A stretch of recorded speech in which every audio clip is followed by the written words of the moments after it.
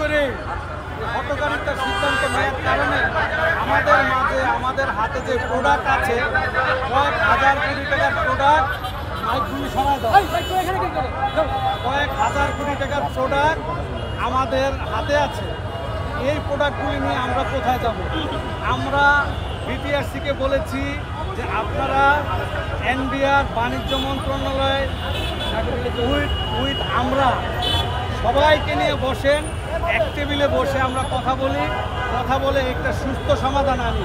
যেমন এখন আমাদের জন্য ট্যাক্স নির্ধারণ করা আছে 57%, আর যারা এই দেশে অ্যাসেম্বল করে ওদের জন্য সর্বোচ্চ 15%।